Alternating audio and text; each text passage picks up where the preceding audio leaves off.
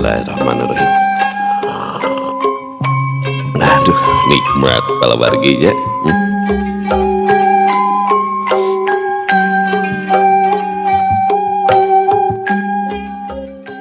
Assalamualaikum warahmatullahi wabarakatuh. Sampurasun wargi dulur baraya sadayana tepang dangudi sareng simkuring Mang Ian Kidemang Gunung Halut anu kasepnya sakabupaten Bandung Barat cek mah eta oge nya.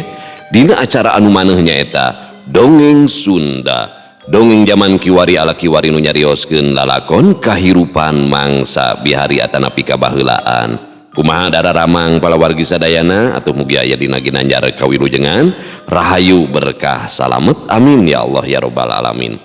Dina waktu ieu simkuring sejanraskeun hanca nu katundanya anu dianti-anti ku urang sadayana dina lalakon saninten emas ayeuna teh bagian ka-31 mangrupikeun karya Kang Rompis ieu teh karya Kang Yepi Cahyadi teh anu kasep sa RT nya.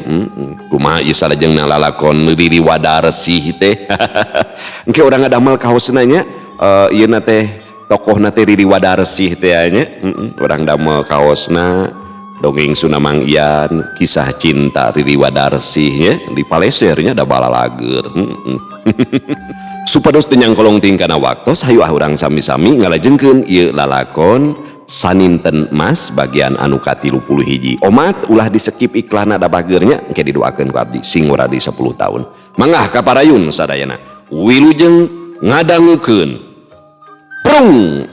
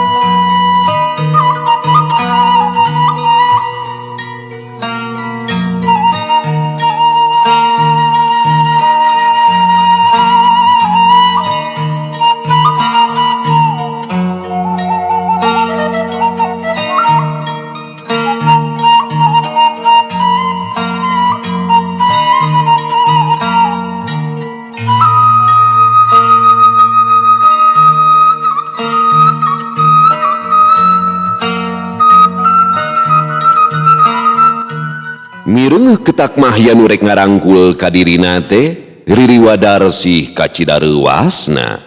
Awak Riri Wadarsih dumadakan pating saria inyana gancang nungkup beungeutna kudua leungeunna. Ulah Kang Yaya, abdi ka dieu teh aya perkawis penting nu bade didugikeun ka Kang Yaya. Ceuk Riri Wadarsih geus asa gep we dirangkul ku mahya. Tapi mahya tayang ngarangkul kadirina samalah mah sorana ge teu kadenge lalaunan Riri Wadarsih mukakeun leungeunna. Bre mahya geus ngagoler deui bari diharudum ku sarung. Ih, dasar pika sebelen. Buru aing mah geus atur. Buru aing mah geus atur rek ditangkep ku Kang Yaya. Teu jadi we. Riri Wadarsih ngagereneng sorangan atra beungeutna bareube. Riri Wadarsih ngaguyah-guyah deui awak mahya. Gabrug mahya ngarangkul ka Riri Wadarsih pageuna keranan. Puguh bae Riri Wadarsih teh tangkang ngagurubug awahing ku reuwas. Aya pikeun saeun naon nyai? Dugikeun kalebet ka kamar pun Kang sagala. Ceuk mahya nyerenge seuri bari ngudarang kulanana. Duka dasar pika sebelen Kang mah. Gila sukampunguhan Kang Yaya mah. Hapunten Kang Yaya, sanes abdi kumawantun lebet ka dieu ieu teh. Namung aya kajantenan di luweung puncak. Sadayana padamel anu aya di ditu tos dicangkal ku para bega. namun Kang Kajamah salamet margi disumputkeun ku si Jamrong. Kang Yaya kedah enggal ka leuweung puncak bilih para begal kabujang ngaguna sika ka urang lembur. Walon Riri Wadarsi ngajentrekeun ka Mahya. Ngadenge caritaan Riri Wadarsi, Mahya tangka ngaranyu. Saha nu gaduh polana Nyai? Hayu ayeuna kene urang angkat ka leuweung puncak. Namun sarantos heula nya pun Kang bade disalin heula raksukan ieu teh. Ceuk Mahya deui bari gancang cengkat. Duka abdi kirang uninga Kang. Abdi bade nepangan heula si Rai Ruminten nya. Temal Riri Wadarsi jirina geus ngaleungit ti dinya. Sanes aya di kamar Enden Ruminten, pok bae Riri Wadarsi ngawakca. Ki Adi, ayeuna kene aceuk jeung Kang Mahya rek ka leuweung puncak sabab kaayaan di ditu ti kacida gentingna. Bilih ibuna Kang Yaya naroskeun, eta mah kumaha Ki Adi bae alus nanya. Kahartos aceuk kawi, dupi ka leuweung puncakna kana naon? Pira ku unaman bade badarat mah? Walon Enden Ruminten bari neuteub ka Riri Wadarsi. Perkara eta mah kumaha aceuk, najan kudu mangku Kang Yaya ge teu nanaon, sabab keur kapepet apanan? Walon Riri Wadarsi mere wewengan ka Enden Ruminten. Nuhun mangga, teu langkung aceuk kawi eta mah bade teras ngurusukan ubah ge teu sawios, mangga nyangakeun cing bentet kadinya bade nyumputina rungkun empek. Sukan tenan dina kaayaan poek mah sareng tiris ge mah seueur anu kalangsung ngurusukan jero reuma geura. Bade silih kenyot mangga. Pokna Enden Ruminten bari nyikikik seuri. Ai. Dasar pikeun sebeleun ka Adi mah. Bari nage sangeut teuing kudu di jero reuma mah marerang jaba digemurong reungitang ge nepikeun ka 7.000 atuh da mending dioyo da. Ceuk Riri Wadarsi bari nyiwit ka Enden Ruminten. Teu lila di antarana kadenge Mahya nyalukan ka Riri Wadarsi, satutas amitan ka Enden Ruminten, Mahya katut Riri Wadarsi arinit ka leuweung puncak.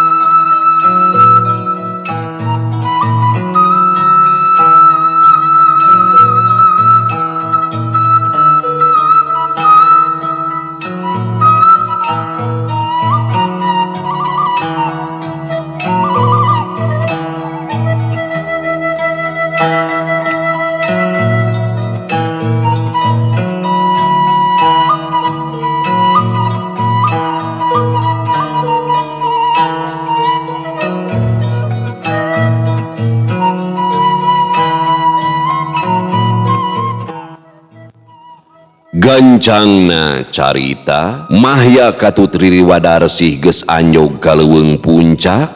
Riri Wadarsi bebeja ka Mahya arek nepungan heula si Jamrong. Basa Mahya unggah ka jero saung, kasampak si Kaja keur sare bari diharudum ku sarungna. Kang Kaja, ieu kuring Kang. Ceuk Mahya bari ngaguyah-guyah awak si Kaja. Si Kaja ngulisik bari gasik hudang. Ya, Jang Mahya. Ceuk si Kaja panuna nelek-nelek ka Mahya. Nya, ieu kuring Kang. Kumaha kaayaan di leuweung puncak teh Kang? Walon Mahya bari gasik tumanya ka si Kaja. Tiwas Jang, sakabeh pagawe dibawa ku para begal ka Gunung Uncal. Berkah Kang mah bisa salamet. Ku Mang Jamrong disumputkeun. Para begal teh miboga pangarti luhur, bisa lumampah gancang dina kaayaan peuting Jang. Geus kieu urang kudu kumaha Jang? Urang duaan moal bisa ngelawan para balad begal nu sakitu poharana Jang. Walon si Kaja ngajentrekeun ka Mahya.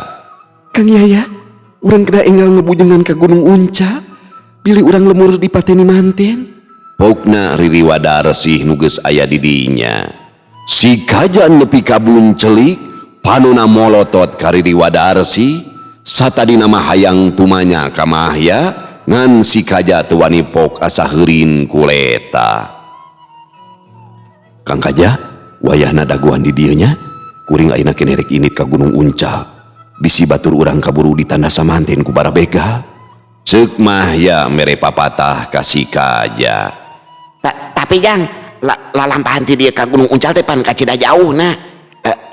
Nah sakirana Ujang bakal mampu kitu ngayunan kasakten para begal. Ulah luluasan atuh Jang. Kajen urang mah balik we heula lah ka lembur satabe bejakan wajib. Akang mah hari uang Jang. Bisi sosorong ngadon cilaka ke.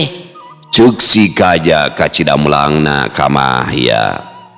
Ari si Kaja geus tangtu ngarasa melang ka Mahya lantaran apaleun pisan Mahya mah teu bogaeun pangabisa. Cing percaya baik ka kuring Kang. Kuring mah moal cicingeun ningali batur salemur keur meunang balai. Sakali di omat akang mah dagoan bae di dieu nya. Ceuk Mahya deui teges. Si Kaja teu nyarita deui ukur ngusapan sirahna bari tungkul. Ngan samangsa si Kaja cengkat deui, Mahya jeung Ririwadarsih geus taya di dinya. Si Kaja ngorejat cengkat bari gancang kaluar ti saungna.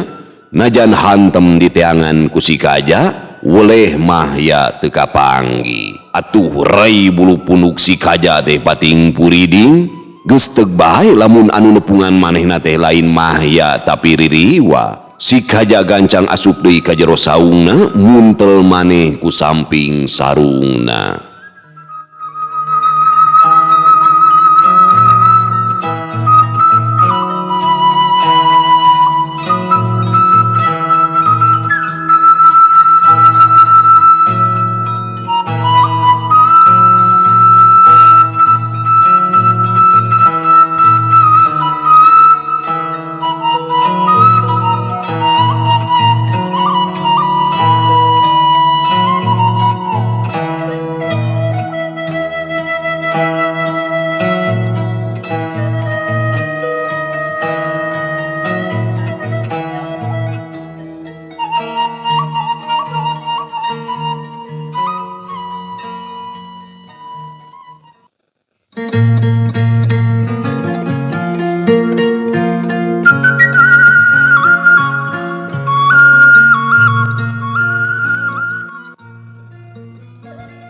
Kocapkeun urang lembur anu jadi babandang para begal di Gunung Uncal, para pagawe aya kana 20 urangna kaasup tua kampung jeung Jang Murod.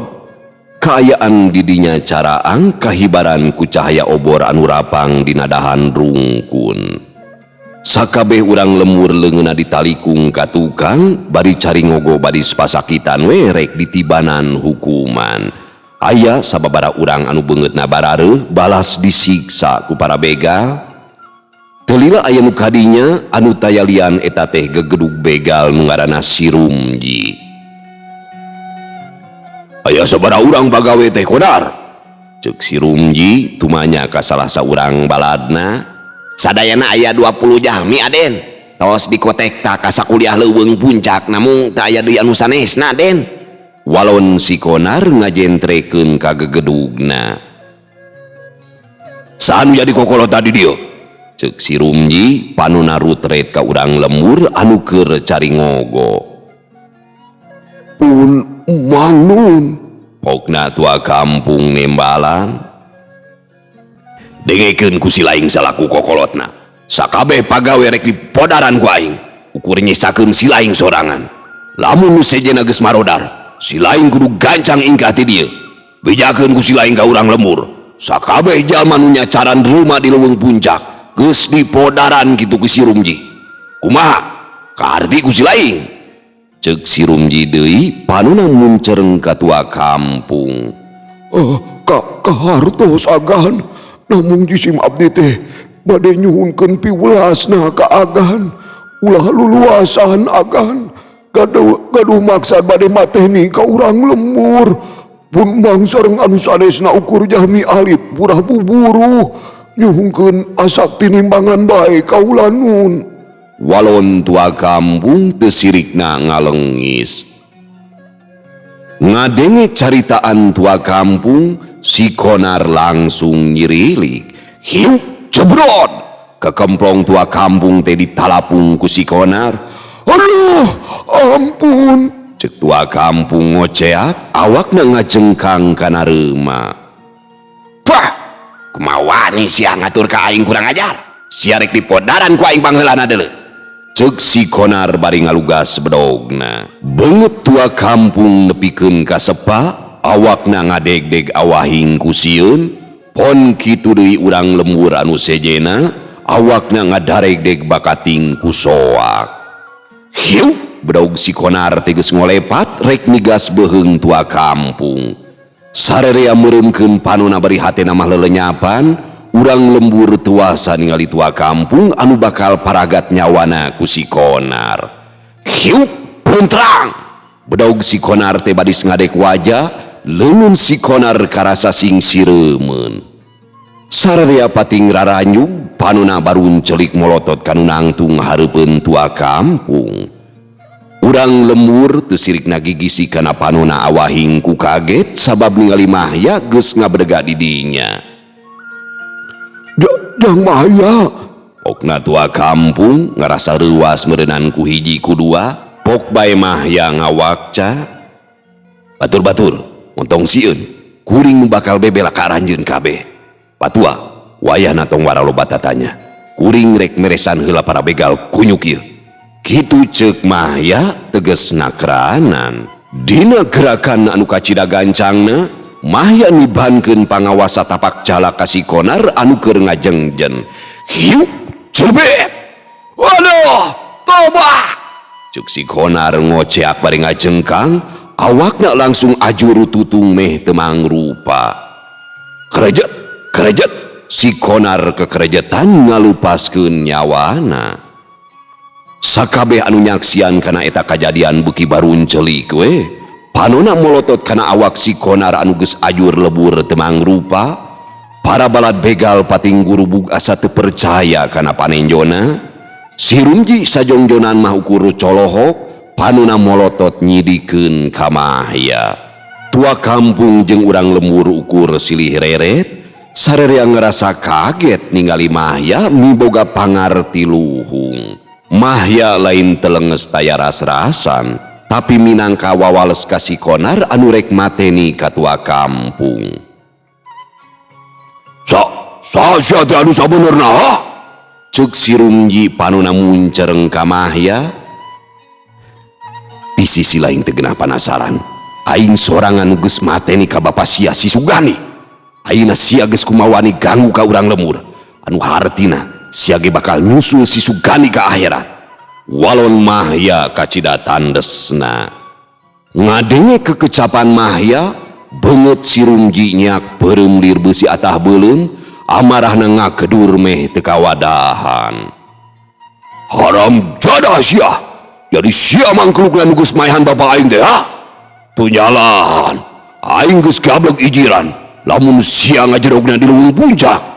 Dewek ngujikeun kana pangarti sia, tapi hanjakal sakedeung deui sia bakal kojor ku pangawasa dewek.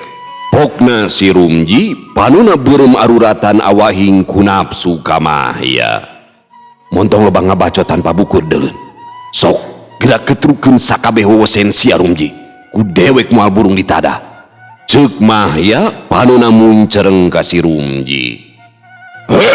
Batur-batur, nasiang kadon ngajar doga. Hayo kepung wakul buaya mangap. Tewak eta mangkuluk teh, cacag nepikeun ka modar. Ceuk si Rumji hahau ka para baladna. Ulasan begal jelung-jeleng ningker ka Mahya bari pating serepet ngalugas bedogna. Mahya gancang ngawatek pangawasana, nyaeta bentengan bandawasa, sukuna ngakurat lemah ngurilingan awakna. Ya, modar sia. Ulasan balad begal meh bareng narajang ka Mahya, bedogna pating kolebat katojo ku cahaya obor. Tapi samangsa anjog kana lemah anu dikurat ku Mahya, awak para begal teh ngacaul deui ka tukang pating kurusu kana jero reuma. Aya nu abus kana rungkun. Para balad begal harudang deui, narajang deui ka Mahya. Tapi keukeuh sakabeh balad begal teh pating carengkang ka bendeng ku pangawasana Mahya. Pok bae Mahya ngawakca.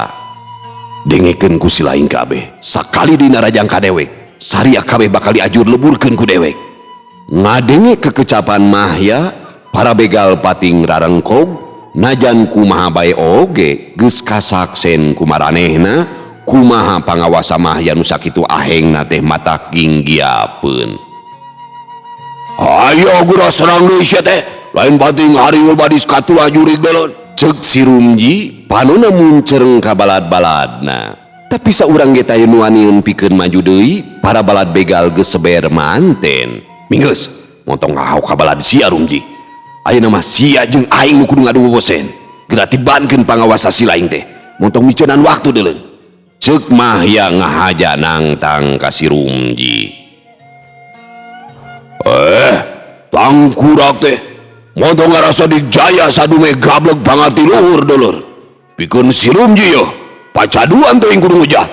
Gura papat jampe bae. Gura sambat ngaran inung babasia. Sameme ku aing dianturkeun ka akhirat. Temal si Rumji nafsuna mingkin ngagugudug.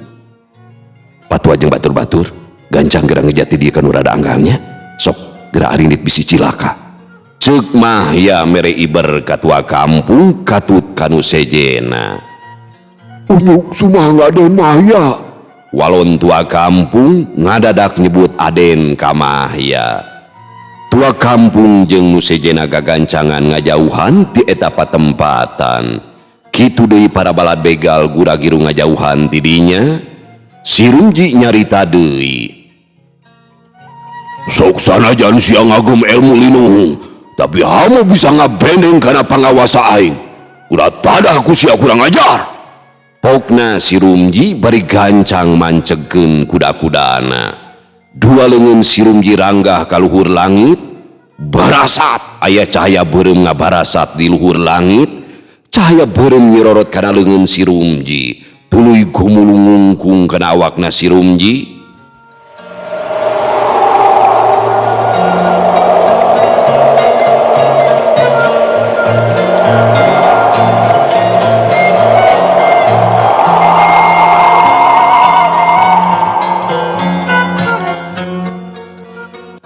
Si Rumji ngawatek ilmu kasilumanannya eta ilmu rahayuning urip. Rasakeun pangawasa aing kurang ajar. Ceuk si Rumji bari narajang ka Mahya. Hiuk bus. Tenggelan si Rumji nyurubuk di kungkung ku cahaya beureum. Hiuk jelegur. Kadenge suara ngajelegur marengan awak Mahya katibanan ku eta pangawasa.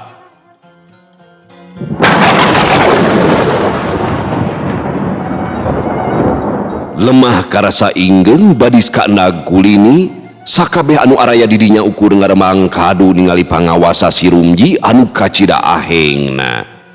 Tina awak Mahya bijil cahaya emas, eta cahaya teh ngungkung kana awak Mahya bari ngapendeng cahaya beureum nepikeun ka pareumna. Gebeg si Rumji tangka ngaranjug sabab ningali Mahya ngajengjeun kene. Si Rumji teu sirikna gigisi kana panona asa cangcaya kana panenjona. Ilmu kasilumanan rahayuning urip anu kawentar pangawasa linuhung teh tetela bisa kabendeng ku Mahya. Sajongjonan mah si Rumji ukur ngaraga meneng hatena mimiti keung. Sok geura tibahankeun deui ku si laing Rumji. Ilmu kasilumanan rahayuning urip teh bisi bae si laing ngarasa panasaran kene. Ceuk Mahya bari nangkep harigu kacida tenangna. Sia teh anu sabenerna? Ceuk si Rumji najan geus ngarasa gimir tapi teges kene. Ngaran dewek Mahya, muridna Ki Badra Setan baheula kungsi ngelehkeun si Songgara. Walon Mahya kacida tegesna. Si Rumji ngaranjug deui bae ngadenge caritaan Mahya teh. Muridna Ki Badra Setan. Ceuk si Rumji ngagerendeng, hatina beuki keung ngarasa gimir ku Mahya. Ilmu andelanana rahayuning urip teh nyata pisan temetu ka Mahya. Anu hartina Mahya miboga pangawasa anu kacida linuhungna mapakan guruna nyaeta si Durgala. Pok bae Mahya nyarita. Lamun si laing sejatalu ku aing dihampura kene sarta bakal jadi babandang. Tapi lamun penasaran kene, prak gerak ketrukeun deui sakabeh pangawasa Silaing. Ngan hampura, Silaing bakal ngababatang ngaribanusan. Pikir heula ku Silaing, bisi dewe kaburu robah pamadegan. Si Runji teu nembalan, manehna ukur ngahuleng pinuku kabingung, lir ibarat maju jurang mundur jungkrang eueuh mendingna. Lamun talu kamahya, guruna si Durgala bakal ngakalakeun, tapi lamun ngalawan kamahya, geus tangtu bakal tinemu jeung ajaling pati.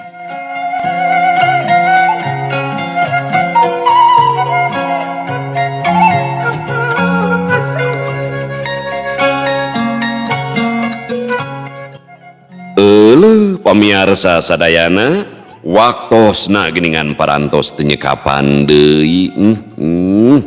Beuki rame we nya, rek dipadungdungkeun tadi nama dangan ieu mah lain jurus silat. Jadi ilmu kabatinan teh ni. Berasa ciung ciung ciung ciung ciung jelegur model kitu.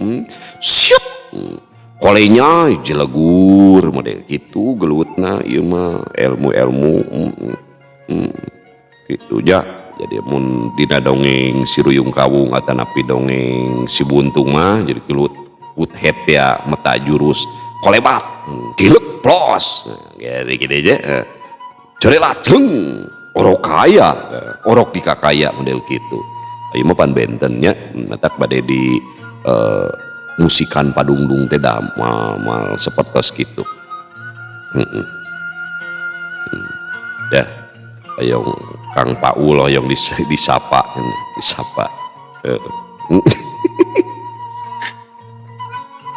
Cag urang tunda di Hanyuang siang, urang teuneun di Haneuleuum sieum, paranti nyokot ninggalkeun, mangsa datang ka samber deui. Wallahu muwaffiq ila aqwamit thoriq. Wassalamualaikum warahmatullahi wabarakatuh.